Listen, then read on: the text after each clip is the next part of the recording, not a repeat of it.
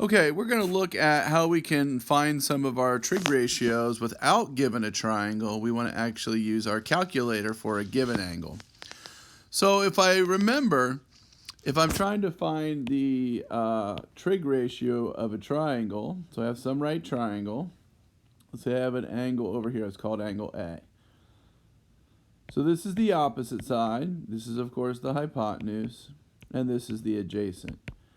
And we said any triangle with angle A, so a big triangle, a small angle, would have these same ratios. We said sine was opposite over hypotenuse, cosine was adjacent over hypotenuse, and tangent was opposite over adjacent.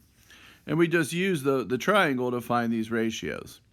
Well, you actually don't need a triangle, because if I know that my right triangle has an angle in it, I can actually use a calculator to find these ratios.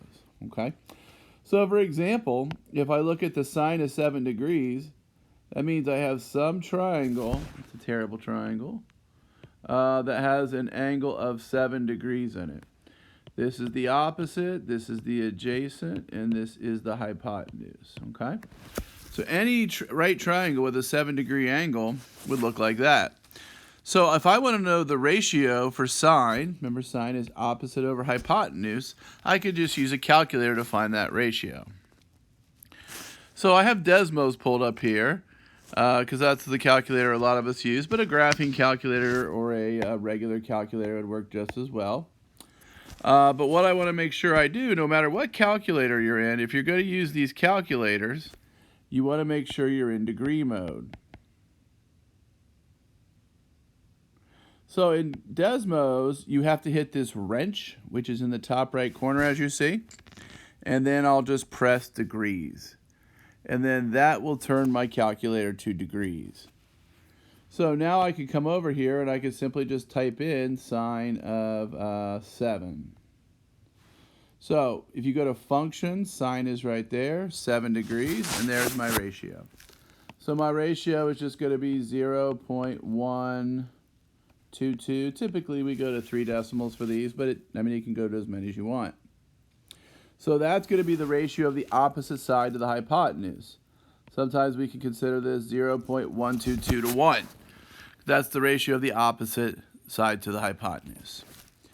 So that's really all there is to it. You can do this for any of them. So if I go to some other ones,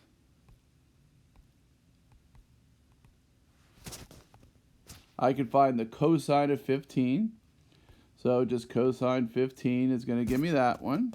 And then I could find tan of 83. And the only difference is these are finding different side ratios.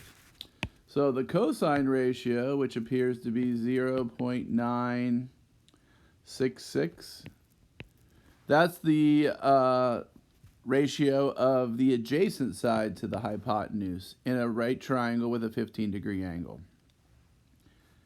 And then the tan is a big one. It's 8.144. And again, in a tangent, the ratio is the opposite side versus the hypotenuse. So obviously the opposite would be much bigger than the hypotenuse in this triangle.